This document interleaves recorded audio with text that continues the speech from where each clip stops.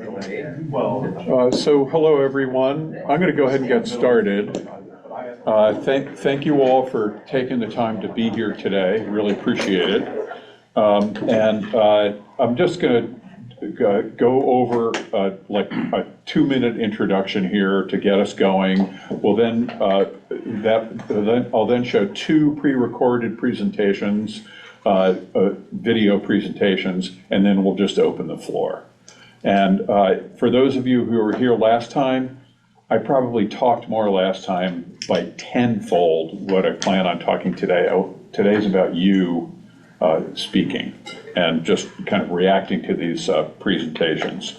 So again, this is number 2 of our faculty roundtables. This one titled Reforming Cities and Towns, and reforming is a great word for this session because it has that sort of dual meaning of reforming, like Alexis de Tocqueville came here to look at the reforming of the penitentiary system, ended up writing a book on democracy, and then it also literally means reshaping, and both of those meanings I think are significant here for today's conversation.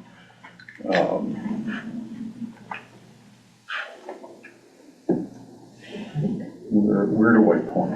Right here. There we go. Just a reminder that this is the second of 5 sessions.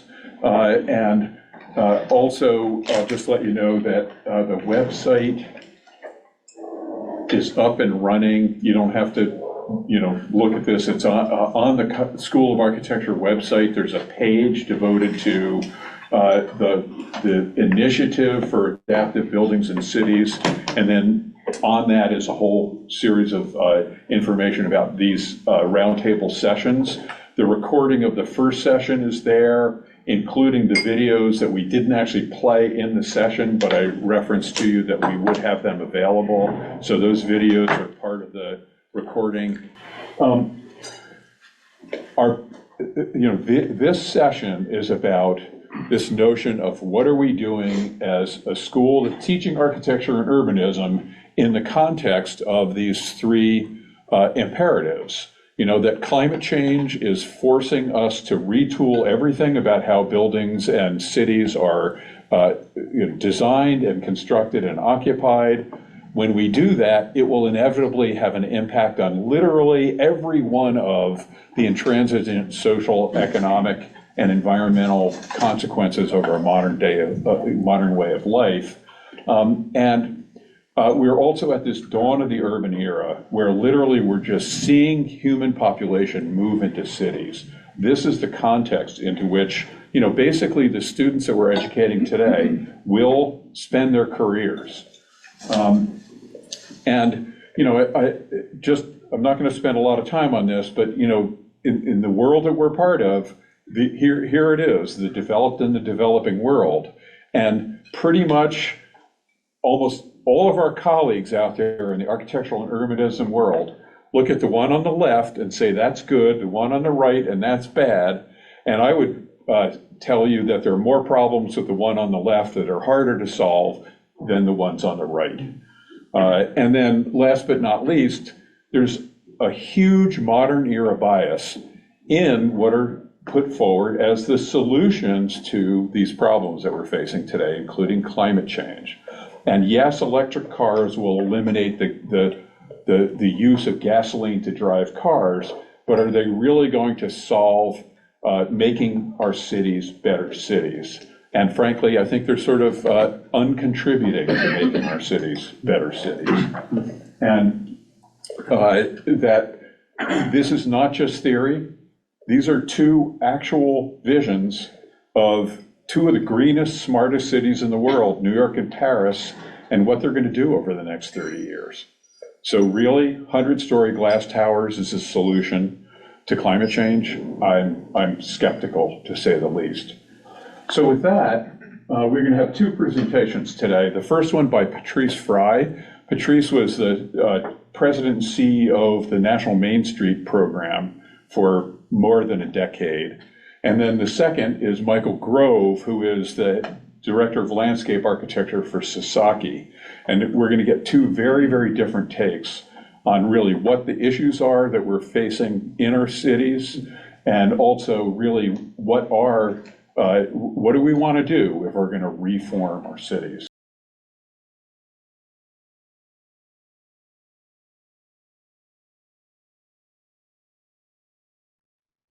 Hi, everyone. I'm Patrice Frey, Senior Advisor at Main Street America. It's great to be with you. A big thanks to Carl Elefante for inviting me to be part of this conversation on reforming cities and towns. It sounds like a really exciting topic. And I think, Carl, your challenge to all of us to think about the role of architecture in healing the wounds of the 20th century is an important one. And I look forward to offering a few thoughts from the Main Street perspective as you all get started on this important conversation. So I'm going to go ahead and start my screen share here. All right, so for those of you who don't already know Main Street America, let's see if we can get this going here. Yeah, Main Street America, we are the nation's largest nonprofit supporting downtown and neighborhood commercial district revitalization. We have about 2,000 communities. About 60 to 70% of those communities are in rural America, so the majority of our network is in small towns. About 85% of our communities nationally are in low income or disinvested places by one federal metric or another. And we're very proud of the work we've done over the last 45 years to really support rehabilitation of assets downtown. We've helped to support the rehab of 325,000 buildings and helped to launch 170,000 new businesses. Main Street programs in our network have launched those 170,000 new businesses. For those of you who don't know Main Street's origin story, it was started by a group of radical preservationists in the late 1970s who looked around and were very frustrated that at that point, preservation was really singularly focused on saving sort of monumental quality sites like Carnegie Hall. And there wasn't a lot of attention paid to these more, vernacular buildings, these kind of more typical buildings that you'd see in America's downtowns.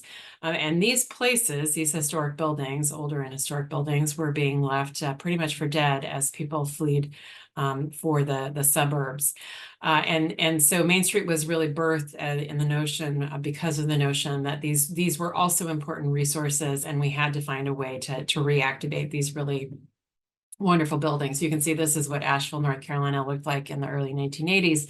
This is what the same corner looks like in 2023 rather. And all of us at Main Street are really proud to be part of this legacy of helping to support revitalization of downtowns, and especially in significantly disinvested communities. I know you all at University of Notre Dame have kind of a different orientation in your architecture program, one that I certainly appreciate, that's really focused on traditional design. I feel at home in that context because we at Main Street America also have a different orientation towards economic development. The conventional approach to economic development in this country is really to go bear hunting, right? To go after your big employers and try and get them to locate in your town or city. And this is, I don't want to or intend to speak ill of that, but that's harder and harder to do in today's environment. There are simply fewer and fewer of these employers who are going to seriously consider locating anywhere outside of a major metropolitan area. And so instead of, bear hunting, we really focus with our communities on a place-based strategy, an asset-based strategy, which is really about growing what you have, focusing on what you have and growing what you have. And we like to say that, there are the two most important assets that Main Streets have, that our communities have. People, right? The people, of course, number one asset. And the second is really often those wonderful, high quality buildings that exist in downtowns and neighborhood commercial districts. So our approach to supporting economic development is it's very much comprehensive. It's ecosystem focused in that, there's not one thing that is going to set up a community for success. You have to do many things right. You have to make sure that your business owners are able to get the education and the training that they need, that they're able to access capital, that the regulatory environment is supportive. Another critical factor of this, of what makes for successful downtowns, what will help us to reform and revitalize so many disinvested places, is our ability to reposition specific, older buildings, historic buildings, these disinvested assets in communities. I'm probably preaching to the choir because I bet you all, share a sense that these buildings often provide a really super character-rich, human-skilled environment that are just pleasant to be in. They're also great places for accommodating housing and wonderful places to, of course, accommodate new businesses or help existing businesses grow. There's also, and this is increasingly important, really significant environmental benefits associated with reusing what we've already got.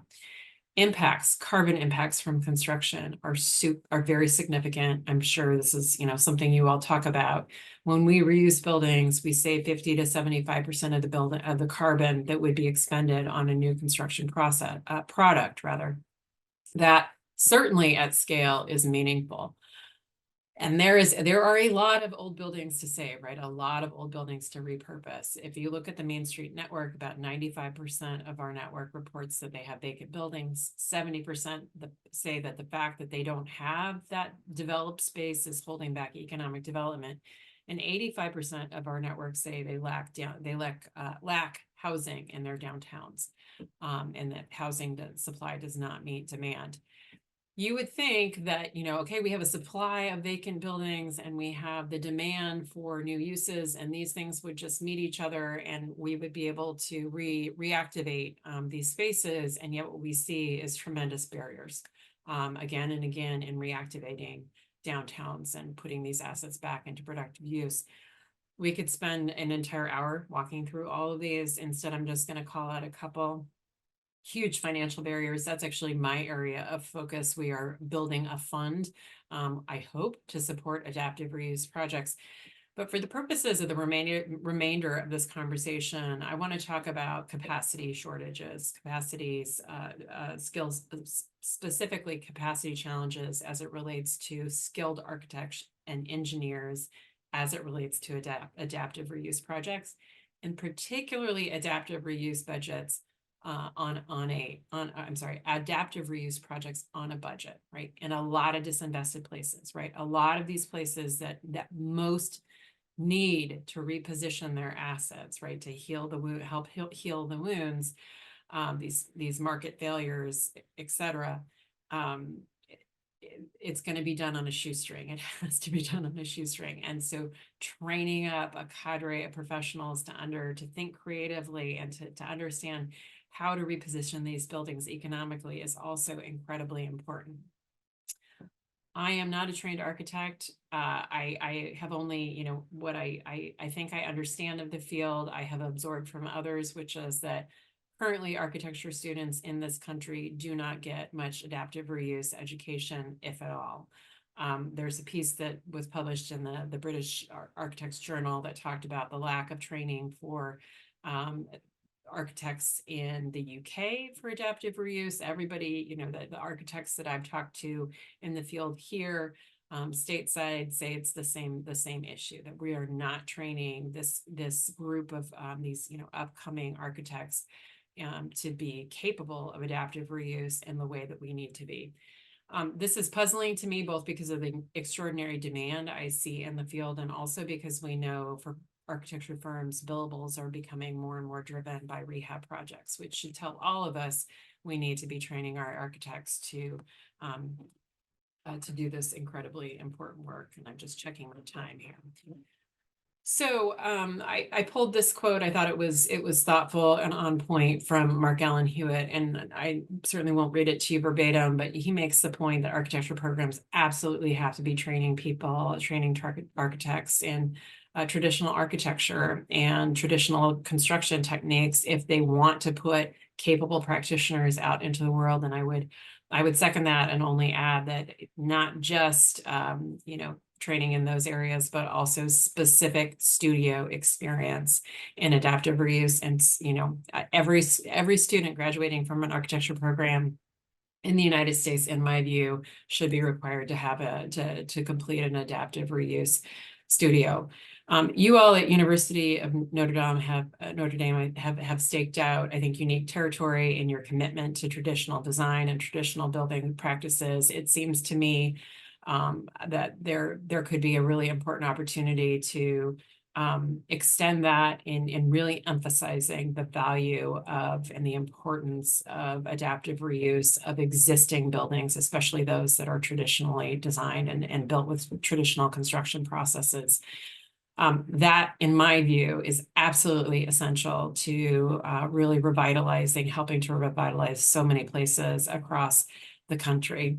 So I hope that this has given you a little bit of something to talk about as you're preparing for the discussion. Carl, I'm going to look forward to being in touch with you to hear how it all goes. Carl, you can share, I had a little slide with my email. You can share that if anybody wants to be in touch.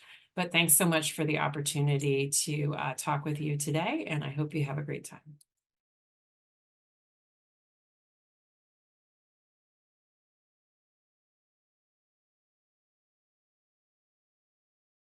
Hi everyone, my name is Michael Grove, and I'm the Chair of Landscape Architecture at Sasaki. Thank you for the invitation to share some of my thoughts regarding how our cities can become more productive and resilient. I'm going to talk about two main topics today, carbon and agriculture. In landscape architecture, we've always assumed that we were part of the solution to reducing carbon, not the problem. So I'll be the first to admit that we're playing catch up to our comrades in architecture. You've known all along that buildings have big environmental impacts, so you first tackled operational carbon and are now coming to grips with the embodied emissions to build your structures. But in the last few years, we've learned that landscapes can be just as emissions intensive as buildings on a per unit area basis. So we're trying to remedy that, and quickly. One of the most carbon progressive projects we're working on right now is the Elenikon Park, which is transforming the former Athens International Airport into Europe's largest coastal park. This is the site as it exists today. Lots of abandoned infrastructure surrounded by a community that's fragmented and disconnected from the sea. The 650-acre park, which is about 3/4 the size of Central Park, will be the centerpiece of a new mixed-use district. Again, most people think that landscape architecture is inherently sustainable. In fact, we started this journey thinking we had a solid grasp on what sustainable design looked like. But when we dug deeper, we realized our preconceptions created a confirmation bias. If carbon dioxide and related emissions are the biggest contribution to climate change, landscape architecture is just as culpable as any other design profession. The reality is that global warming contributing emissions are associated with every action we take, every material we work with, every tree we plant, and every act of construction. And it's complicated. The more our team dug into the research on materials, construction methodologies, and ecology, the more rigor we had to add to our crude models for carbon accounting, and the further out of reach it seemed to achieve carbon neutral design. So we invented Carbon Conscience, which merges landscape, infrastructure, and architectural data sets into a rigorous database. We beta tested the platform on Elenikon, and most importantly, we made the app free for everyone. In short, Carbon Conscience is a whole project lifecycle assessment generator that accounts for material procurement, transportation, assembly, replacement costs, and sequestration. Through this process, we discovered that big moves have big impacts, and that the most carbon savings happened in planning and concept design, when we were making decisions on land use typologies, the amount of softscape versus hardscape, soil disturbance, plant selection, and materiality. We then used the results to guide our design. For example, we made a bold decision to reuse all of the concrete from the runways and tarmacs, essentially mining it and finding opportunities to reuse it throughout the park. Like here at Olympic Square, where the design language of material reuse celebrates the site's heritage. Our signature fountain could have easily been built from limestone or marble, which is plentiful in Greece, but instead it's sandblasted concrete from the existing airport runways. And that concrete is ubiquitous throughout the park, from the highly sculptural, like fountains and retaining walls, to everyday objects like benches and paving, to the purely functional, like crushing it and using it as subbase. Here you can see it integrated as walkways, curbs, and sculptural elements. In fact, not a single piece of material from demolition, over 150,000 cubic meters of existing material, is leaving the site. It's all being put to use. We also reduce carbon emissions by adaptively reusing existing buildings. For example, the historic terminal building, originally designed by Eero Saarinen, will become a new event center in the middle of the park. This early goal setting helped to build capital for client commitments to carbon positive design and linked carbon forward thinking to all design decisions from concept through construction. Carbon conscience also taught us, with highly specific expected outcomes based on the ecoregion, just how critical ecological restoration strategies were to designing a carbon positive park. These included exclusive use of native and adapted species selected for their habitat value and ecosystem services. Reference ecosystems informed carbon carrying capacity and enabled the prioritization of landscape typologies that would more effectively offset project emissions. We also maximized carbon sequestration by increasing species diversity and biomass, inclusive of overstory, understory, and soil biology. As Greece's first green infrastructure project, the park introduces rain gardens, bioswales, and flow-through wetlands, and all water in the park is sourced from an existing municipal wastewater treatment plant. We also introduced a huge agricultural zone, which teaches about the site's history prior to its use as an airport, when it was fertile agricultural land. These areas include citrus, olive, and almond groves, as well as a series of active farms where produce will be used in the park's restaurants and cafes. Beyond the core of the park, Elenikon's coastal front is over 2 kilometers long. It's designed as a demonstration landscape of restored dunes, salt marsh, and upland pine and oak habitats that reflect coastal Greek ecosystems.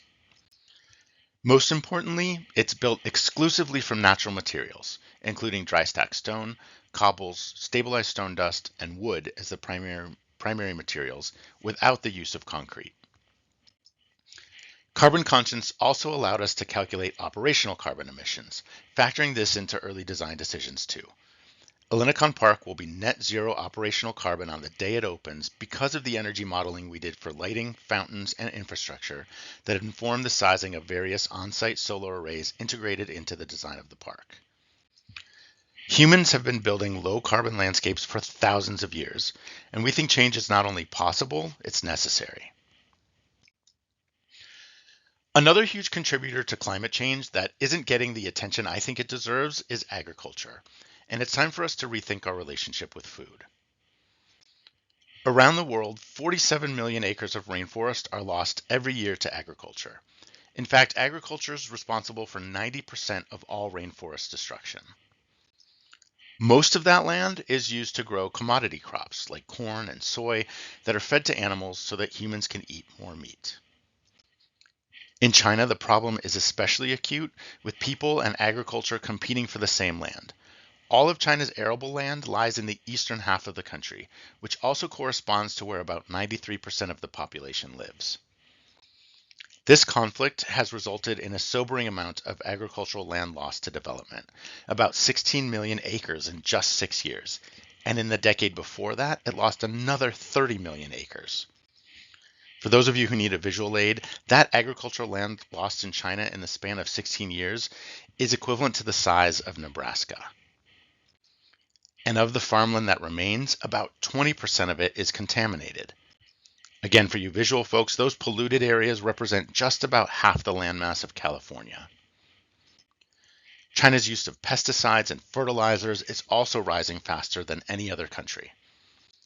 And imports of beef have increased 19,000% over the past decade. At the Sunqiao Urban Farm in Shanghai, we designed a collection of vertical farms that will supply much of the city's leafy greens locally, year-round, and at an economically viable scale. Chinese cities are perfect for vertical farming. For example, in Shanghai, the average local diet consists of about 56% leafy greens, which are the ideal crop for hydroponic systems. These systems can increase yields by about 40 to 100 times what a traditional soil-based farm could produce. Sunqiao is also a living laboratory, allowing Shanghai's urban residents, many of whom have never even seen a working farm, to learn about how their food is grown. Another project that's changing the paradigm of how we think about the integration of agriculture and urban environments is Songzhuan, a 40 square kilometer new district on the outskirts of Beijing. At Songzhuan, we worked to create a new development model that would embrace agriculture rather than displace it.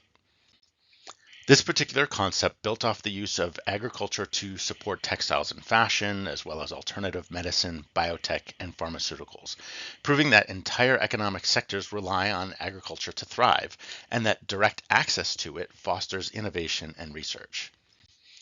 The Songzhuan model provides this direct connection and also allows an understanding of our impact on the land and appreciation for its scarcity rather than treating it as a commodity. Finally, at Lim Chu Kang in Singapore, we've created a plan to improve Singapore's approach to food security. As a small island nation, Singapore faces limitations on available land and natural resources. In fact, only 1% of Singapore's land is used for farming, which means they need to import nearly all of their food from other places.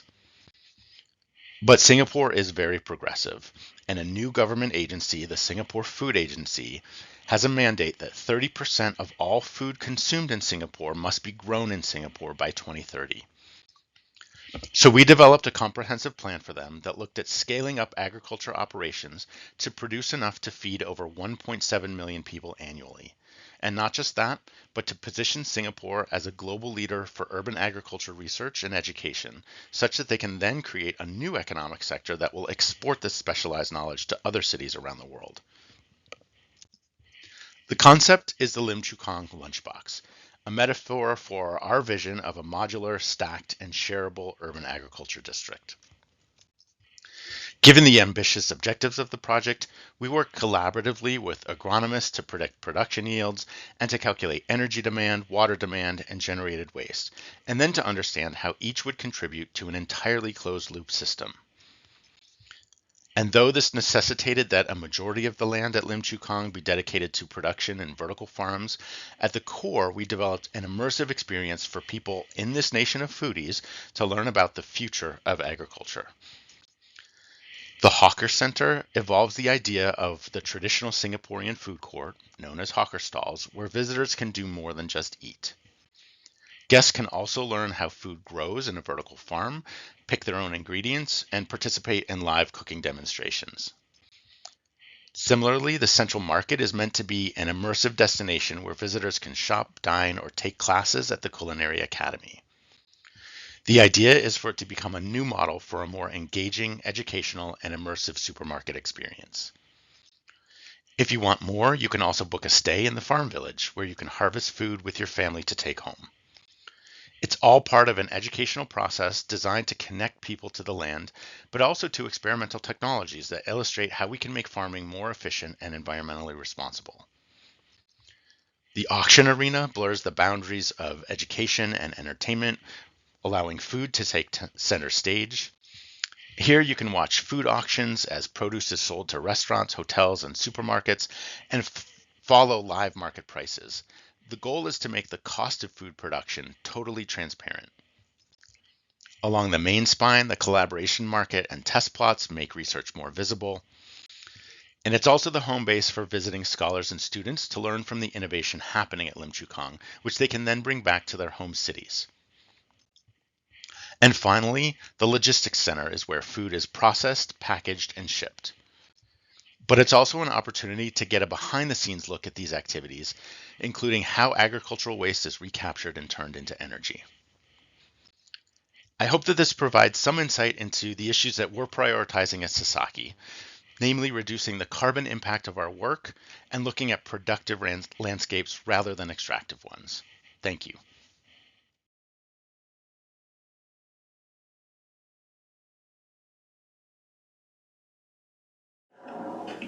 So thoughts, reactions? Are you provoked?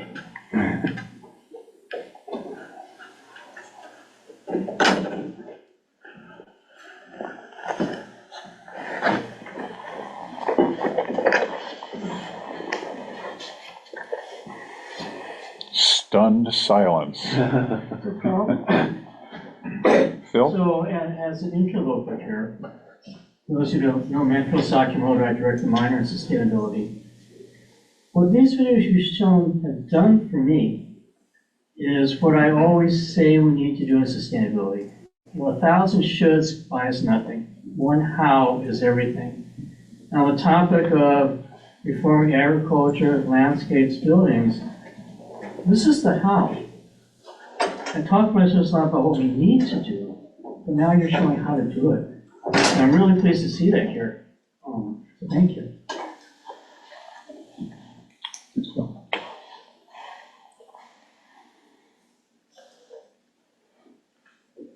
I would like to look at both the provocations were very interesting. I see in the first one more connecting to the people of the place and understanding the places under this point of view, while in the second one, I'm a little bit stuck by the fact that it's very general, but there is not an understanding of history and context in places. And particularly, if I go to, for me, very well-known situation in Greece, and in Athens particularly, I look at this project and I say, this project has nothing to do with what I know about Greece, where I spent a good part of my life. So there is a cultural component in designing and thinking, which has to be considered, and not think only technically about numbers, figures, and things that have to match together to find a solution to a problem.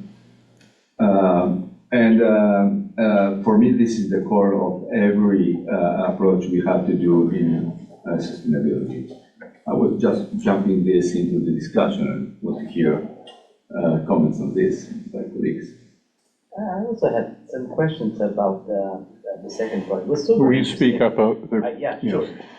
So is the speaker participating to this in this meeting? No. Okay. For example, one of the things that struck me about that project is that there are huge lawns, a lot of grass, and grass doesn't do well in Attica, the climate. And unlike he claimed, the land wasn't ever so fertile there. Attica's land is not the best in Greece, and Greece's land is not the best generally. So I was all very interested, but I had some. I would like to ask this person some questions about the why it's and how it really works.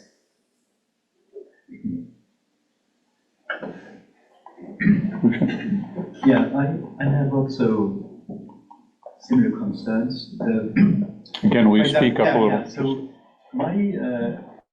my kind of feedback. So I understand the kind of ideal, but then I'm kind of very uncomfortable with a little bit this Brave New World kind of thing, because I say, who's kind of organizing all of that?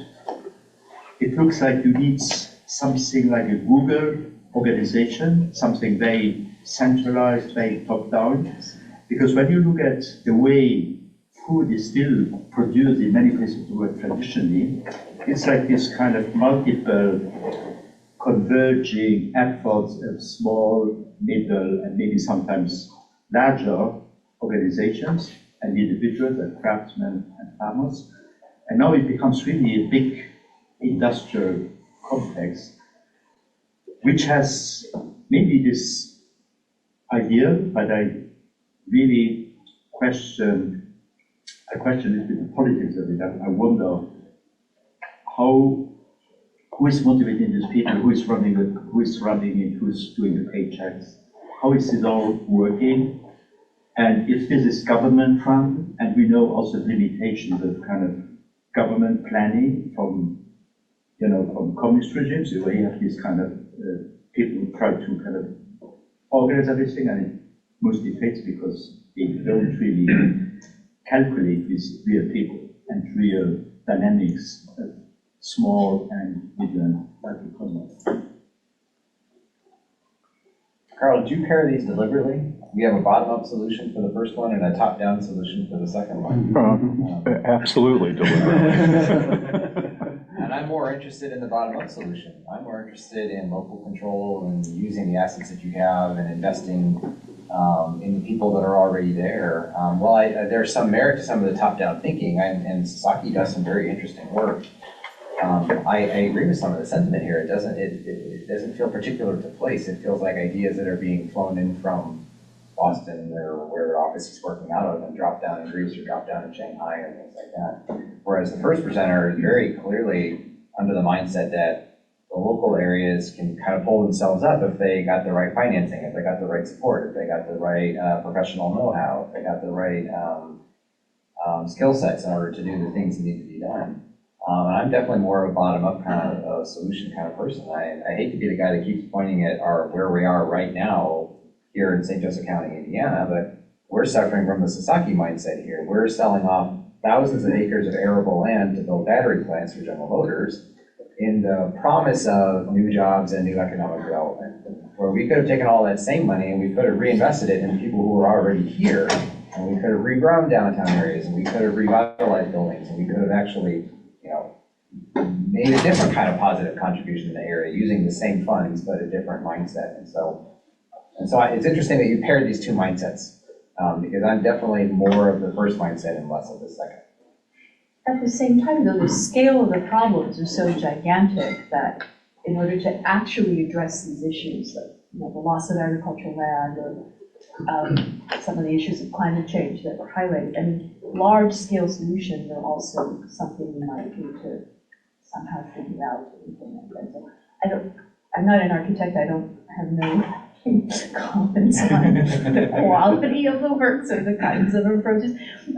However, I did find it interesting that both of the presenters, one of the things they did not talk about was profit, but how are these solutions devise a relationship to making money for the firms, for the companies they work for, right? And that's something that is definitely a main impetus, right? These projects have to be profitable. And so how does capitalism then also affect some of these thinkings and proposals? Richard, I just wanted to say, for the record, when the Hellenicum project, when the old airport was torn down and there were plans for the site, we formed a Notre Dame charrette team of faculty. It's a mix of faculty, graduate students, and undergraduates, and a few outside folks. And we submitted a scheme for this vast area. And at the time, I think something like, I want to say 20% of the site was allocated for housing. So we had to essentially kind of we had to come up with an urban proposal. The scheme that we saw, which is going to be implemented, is essentially the standard towers in a park solution. What we did is we created a TND, traditional neighborhood, with a center and mix of functions and so on. And we left the remainder of the park where the old runways used to be, saving only the old Gropius building that's on the site. The old airport was actually a Gropius design. Sorry, not Gropius, Saarinen, sorry. We basically allocated it to agriculture, mostly trees that can produce in that particular terrain. As Sandra mentioned, olives grow well and so on in the Attic terrain. But what ended up being, we won the popular vote, by the way. The Notre Dame scheme was, we were told by the organizers that more people in the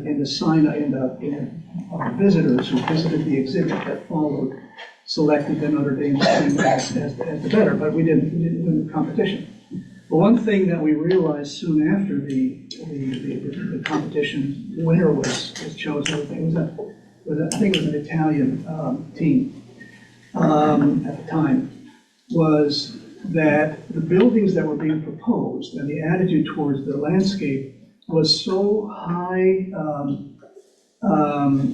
carbon, so let's say the embodied energy in what was being proposed was not a factor.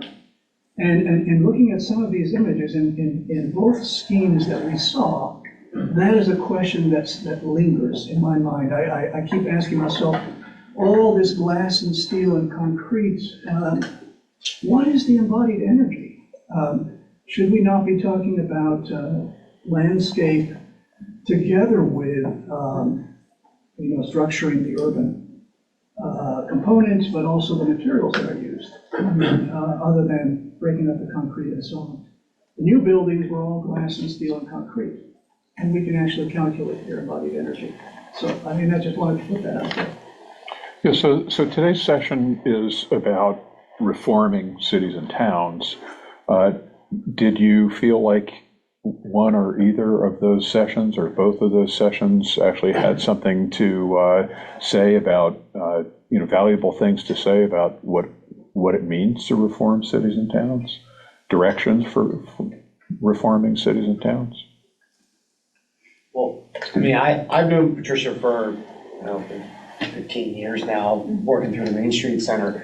And I wouldn't necessarily call that reforming a town. It's just remembering the town and remembering what it was and actually giving the tools to actually restore those or revitalize those areas of that town. If we're gonna talk about reforming cities, we really need to look at what's there right now and what we can use. And she did bring up, trying to find that big company to come in and invest. And John brought it up too. I mean, I don't know how much the tax breaks are for the battery plant, but there was going to be plenty for downtown South Bend, which is still struggling to even attract investors, which makes little sense to me. But the Main Street Center is a successful model, and it has been replicated both in the state and local areas in the United States.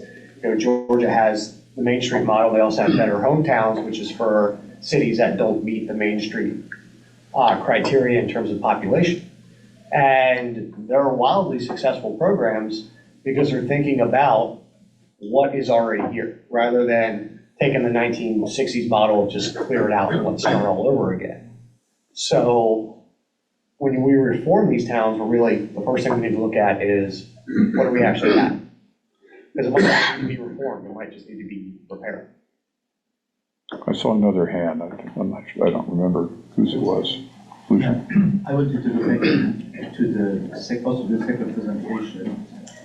So also, I wish also there was more about the first one. Please a bit louder. We can hear you down here. Yeah.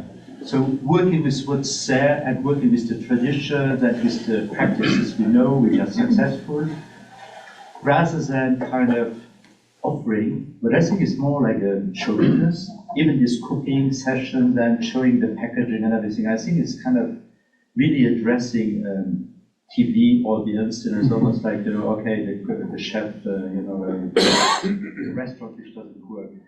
And I don't think it's something which will ever have sufficient traction, because it's not the way people think and the way people work, and it may kind of generate some kind of local moments. And I think it's just this kind of mega, incredibly coordinated project, which should rather be like many actors, many people, and kind of having a little bit more, I would say a little bit more going back to some of these anarchistic kind of models, where, and also looking at complexity theories where you can have things happening in different places and different small projects. You can have grand vision, but you can have an addition of small projects which still can bring a lot of change.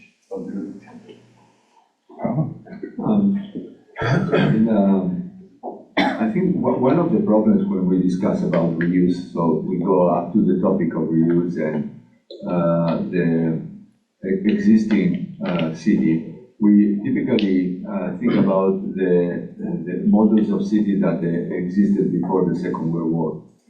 And we don't think that the problem of reuse is mainly the ugliness of the cities that were built after the Second World War, which are a huge amount of buildings. Many of them decaying, many of them are abandoned, many of them create urban environments which are unlivable.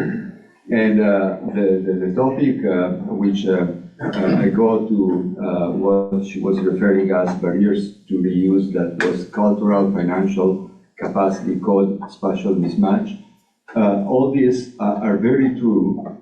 And while I see very clearly how I can address that in a historic city pre-Second World War, I start to be very uncomfortable to think what we will do when we have to deal with 10-story buildings in a communist city that are there, or where I was struck going to Tirana and looking that they are trying to hide these ugly buildings from the communist period with adding capitals and columns, fake columns and capitals, just to make it more beautiful, because also the category of beautiful is to be considered. So there are,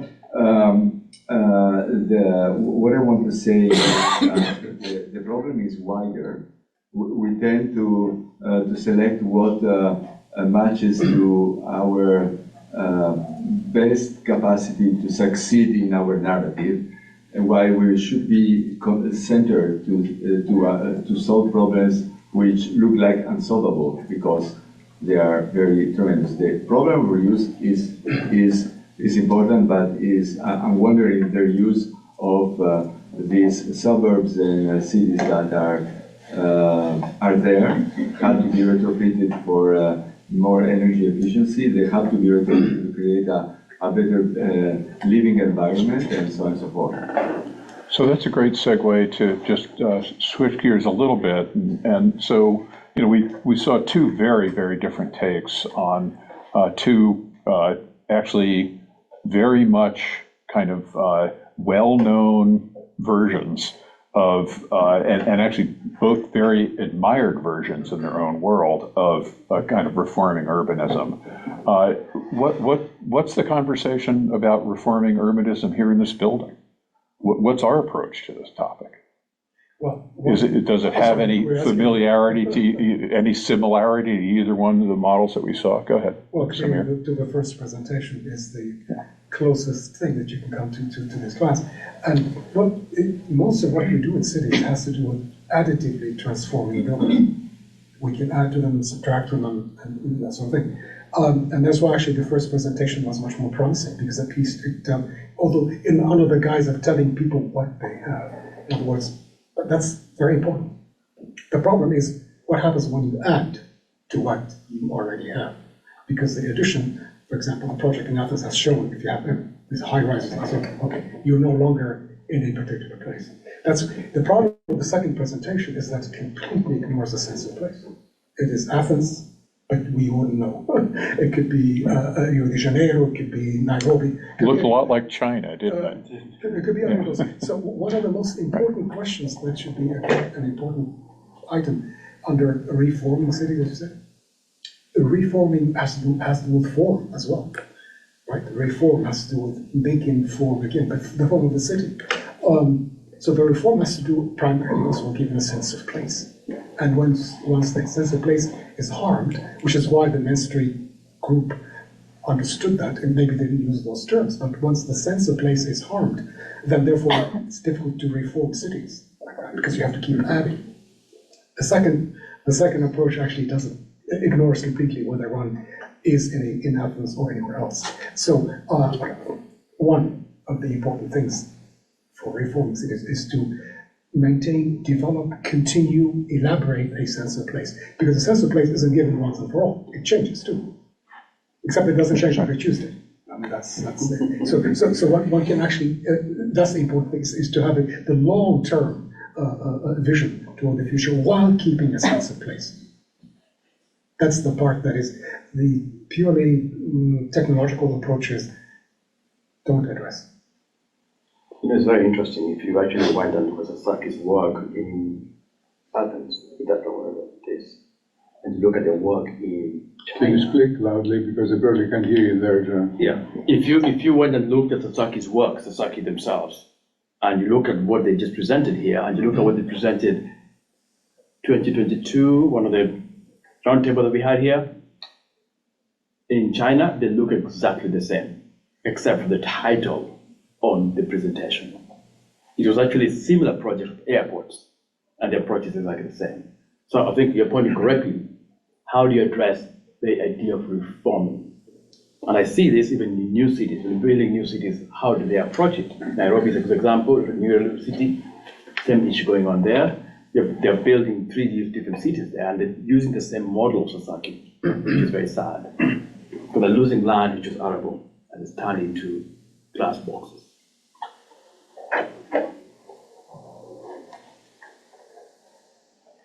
Yeah, also you kind of have the other questions. So where are relevance and educational purpose? And that's something I would like to ask Sasaki or Mr. What can we learn from that? You know, what can we learn from that which can be generalized and which can be, you know, communicated to people who live in different places and have different cultures and have different economies? Because the models they presented are all very, very extraordinarily expensive, all incredibly require an incredibly complex organizational and financial strategy, which is something which you find rarely, even in places like the United States, like John mentioned, even in this city, just if you want to do something at a certain scale, you have a lot of resistance, a lot of boundaries respected. So how can that enter, how can a model like that enter really into pedagogy? So that's something I would really be interested to know. So I'm not going to spend a lot of time on an answer here, but to say that there's a lot in Sasaki's work about process and about including carbon and other environmental factors in design. And actually, what I would welcome everybody to do is to go to their carbon conscience tool. There's also, there are others that like that, and just go play with those tools and see what it is that is being considered a factor in those design questions. And I really wish that, that we could have a Main Street project that had sort of used those tools, so you could see what the impact would be of when you really start to internalize, this big challenge that we have. Imperative number one, decarbonizing. What happens when you really start to think about decarbonization day one on your project, when it's not, this massive project, God knows where it is in the world. It could be one size fits all approach to these massive projects. If you know Michael Grove, maybe you should suggest that Sasaki do a pro bono project with a Main Street. Actually, I'd love to have him come here and do Food City South Bend. Right. And let me just say that, where did I meet Michael Grove? I met Michael Grove from a conference where the University of Arkansas came and presented their Food City Fayetteville 2030. And so their 2030 climate plan was actually a food city plan. Okay, we're going to change our city. We're going to do all this decarbonization. What do we want to get out of it? And the people that were involved were basically, this used to be a real food hub. This is this big agricultural region. That was one of the things we really prided ourselves on. We had the best pork in the country, things like that. So they decided to do that. And Michael was the only professional to say, you know what, this take of what are we doing as cities, as resources, no one's actually practicing that. So what you see is more than 10 years later now, call it 10 years later now, and who are the clients that even care about having a conversation about urban development as resource development? Well, you're seeing the clients who are interested in that conversation. But, actually, maybe I'll post to the website the Fayetteville 2030 plan, and to just see that we could do a South Bend 2050 plan that could be kind of this similar mindset of thinking about resource development and actually regenerative design as being the driver for urbanism in a scale that we could really understand and relate to, rather than something that looks like it landed from a satellite. I'm glad you mentioned that, because I think the Sasaki video is kind of partially falling victim to showing really big examples of Sasaki work, and the Fayetteville example sounds like maybe it's a little bit more in the middle. Right. And it reminds me of how, when NASA began, the space race, we inherited all this technology from that kind of like intense innovation cycle. And so there's a place within culture and within the world where that kind of innovation, that intensity of innovation probably could and should happen. And there are clients like Singapore who might be interested in those things. But how that meets in the middle at a Fayetteville, where a Main Street perspective can come in and have something to say too, would be, I think, really interesting in the context of performing American cities and towns, especially at the scale of like a South Bend, where the examples that the Sasaki presentation showed are absolutely dependent on mega bear hunting. Absolutely. And the other thing about the project is I don't, as a practitioner, get a sense that there's multiple practitioners' perspectives at the table, but rather one big kind of design firm designing everything. And so I think there's kind of a monotony that comes into the project when that happens too, whereas maybe a Fayetteville scale project would at least allow for multiple firms with multiple perspectives and professions to be there kind of infusing different things into the mix. And that might lend itself to a more authentic kind of outcome. I don't know any details about the projects, but I was just looking up some things, and Sasaki is the landscape architect. They're not the master planner. It looks like Foster's and Partners was the master planner for the Greece project. So I think I want to go back to the initial point you brought up, which is some people are showing what can we take positively, technically, from these kind of presentations on things that we could implement that we're not doing, versus being very critical of them without actually knowing all the facts and suggesting that maybe we know what the client was thinking or don't know what they were thinking or who designed what. I think they all have good intentions. It's easy to critique these and sort of start chopping off the knees, but we also be more positive and look at the pros and cons. I think the one thing we clearly lack in a program like this is the technical chops to understand carbon sequestration, all those pieces, not just the financial and development pieces, but just the study of that. And the carbon conscious website could be a great place, a learning tool for students here, or for us as faculty to learn those kind of things. But it's, I think, highly technical, very complex, and very difficult to get your arms around.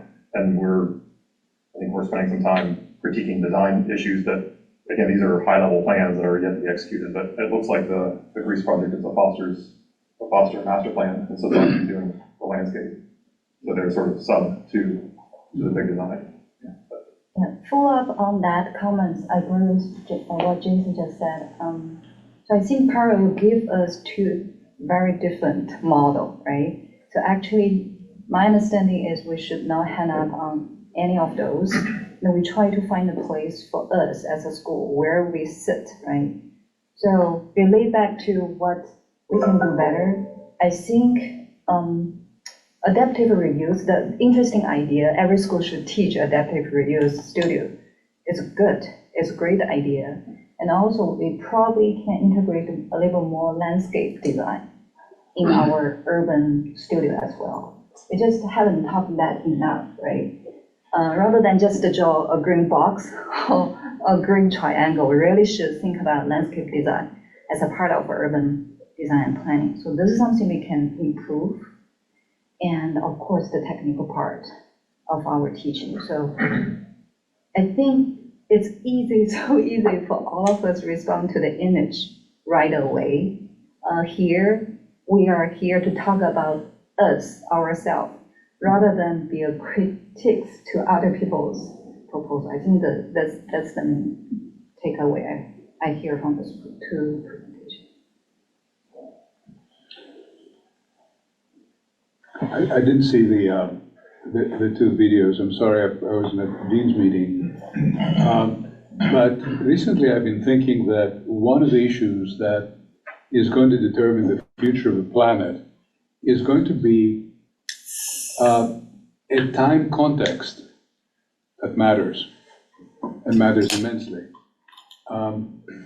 We're notorious as architects to be doing the work that's given to us by our clients.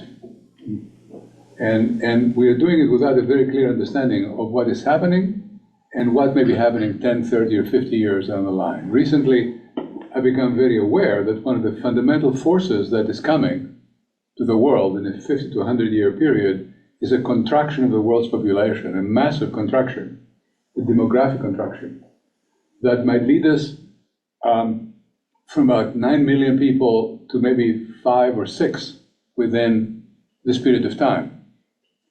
A deceleration that is as rapid as the acceleration that we've all lived through.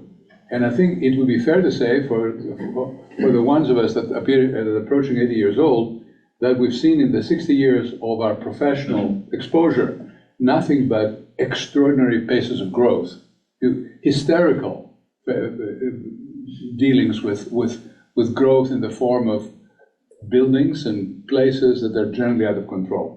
But just growth, assuming that there'll be more of it on a constant basis. And suddenly, 40 years down the line, in certain places, started already, Japan and a few other countries, there's deceleration. So what does that mean? What does actually it mean? It seems to me, without going very much further into this question, without understanding it deeper, which I think is something we should be doing in the future, there are probably 3 ways of addressing the future, not one.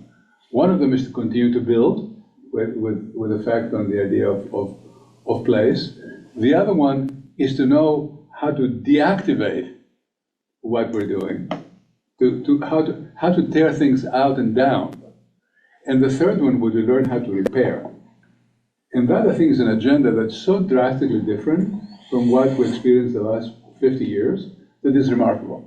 And I would call these 3 things an alternative growth strategy.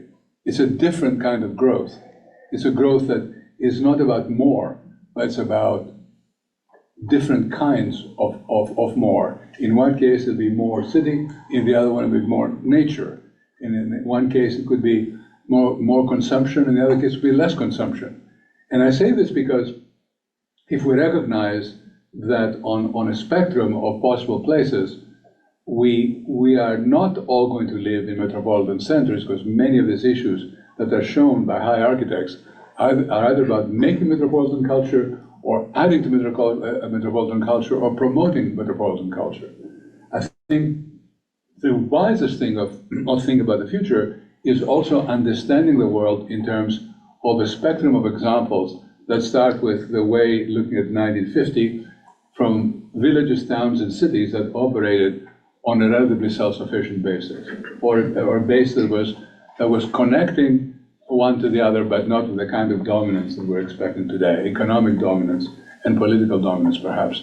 So not losing sight of the examples of valuable places in the present that are the fragments or leftovers of the way the world was before 1950 is also a fundamental issue as well. Because we know that that world was largely sustainable without the hysteria that we're living through today, having to modify our ways and changing our forward-looking perspective. So more of a fundamentals context, cultural context, otherwise context, time context, more models of how we have to do these things, and an opportunity to evaluate and value and reuse examples that are more modest. And I think despair about dealing with the future comes from looking at the world and thinking of the single problem. Opportunity and optimism about the future comes from looking at our region, the 100-mile coalition region, and saying, we can study this, we can deal with this, we can learn from this, and apply it someplace else, either in scale or in kind. So there have to be ways in which we get to understand that world of ours in terms that allow us to intervene in it as opposed to saying, well, this is so complicated, all I can do is continue to flush the toilet, which is where we're headed these days. So, looking at the clock on the wall, I'm going to wrap things up here just to say two things, really. One is that, I hope that none of you came with the expectation today that we're going to answer every question that you could possibly have about how the future of urbanism should be going. That isn't the purpose of these roundtables. It's to really identify two things in each of these topic areas that we're looking at. One is literally, what's our voice in it? What's our contribution to it? And I can tell you that the things that we talked about today, like the importance of including cultural perspectives and understanding the relationship between sort of new thinking and the connection to the past that brought us to where we are today, that's not a big part of the conversation that's happening at a very big, very serious level about these issues. Our voice is missing. And then the second thing that I hope that we get out of sessions like today is that there are parts of the conversation that we're also not very competent to be part of. We're not using the best tools, the latest tools. We don't have necessarily all the competencies that we ought to have. And my own personal favorite here, is the Patrice Frey version. Where's our conversation about adaptive use in this building? I'm right with Patrice. Every single student ought to walk out the doors here knowing what adaptive use is about, because their careers are going to be shaped by it. To architects today, 50% of billings is for adaptive use projects. If you said that 40 years ago, you would have been laughed out of the room. So the world is changing. So I hope that this was a good provocation on reforming towns and cities. Next time, we're going to go down to the building scale and really talk about what is beyond modernism in the built world. And I've avoided using the word postmodern because somebody already took that term and used it for other purposes. But in a lot of ways, it's actually really the right term. What is the postmodern world, and how do our buildings really, become part of the era beyond modernism? Because we're sort of in the closing days of the 20th century modern period. So again, thank you very much for coming. I really appreciate your spending your time to do this. We'll get stuff up on the website, and keep your cards and letters coming in. We're happy to respond to any questions or comments that you have. So thanks again.